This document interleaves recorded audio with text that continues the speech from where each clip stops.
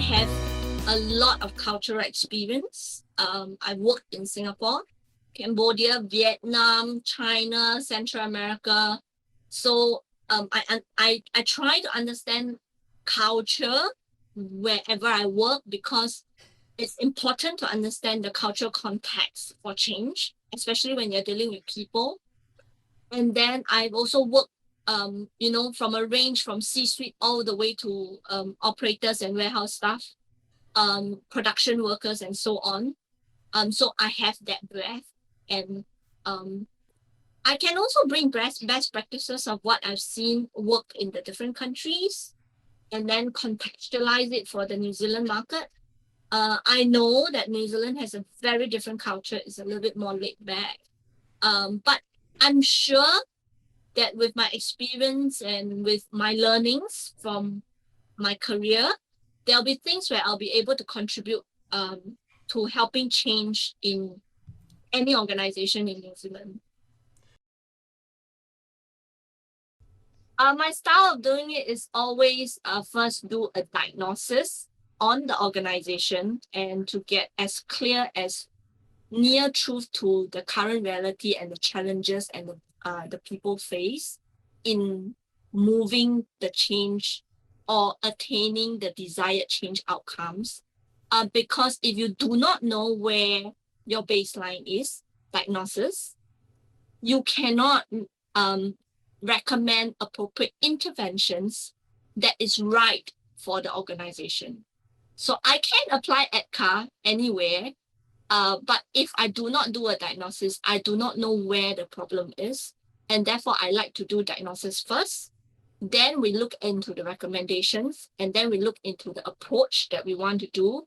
And this approach is usually contextualized to the organization, given what we got from the diagnosis.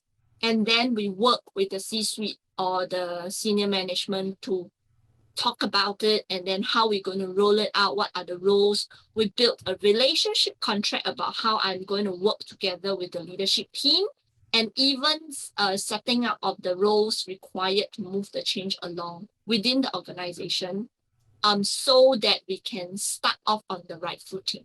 Yeah. You got to find the person within the network or within the group of the impacted staff whom people listen to.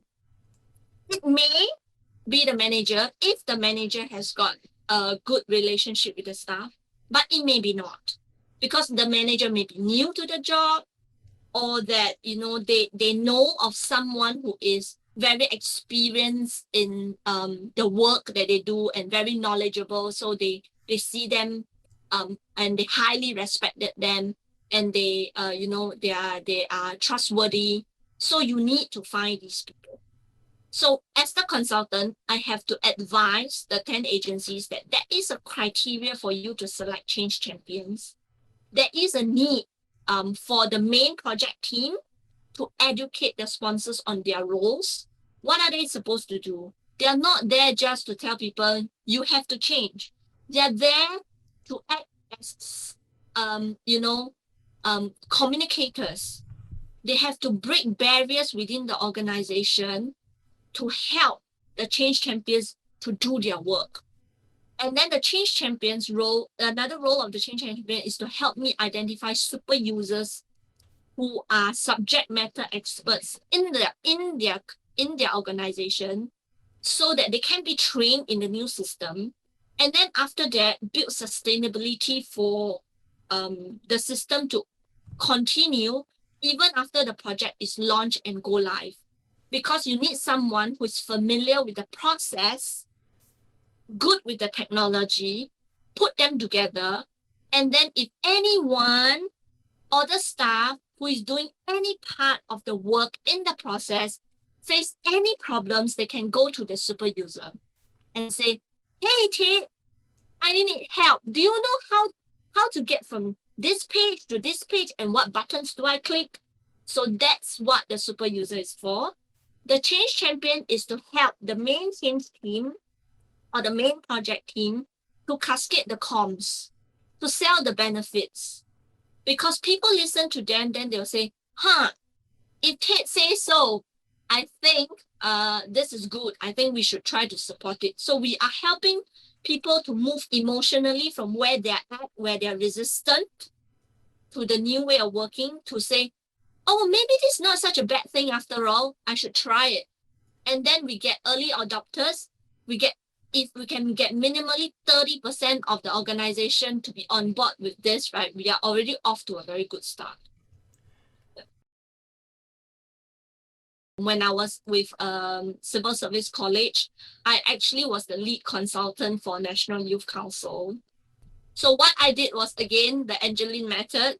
I go in and I do a full diagnosis of their current state. I did interviews with every C-suite. I conducted focus group discussions with staff just to get an assessment of what their issue is, what the root cause is, and then I made recommendations to the C-suite, which comprised of 18 executive members. And then after that, we rolled out some of the interventions that I recommended, which is a series of leadership conversations to gain clarity and alignment on what they want to do in the next 5 years.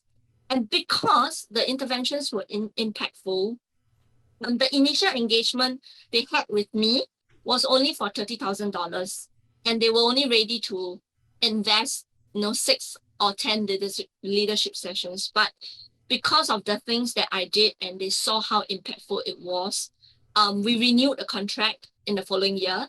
And then the scope was further expanded to cover 160,000 Singapore dollars for the next 2 years.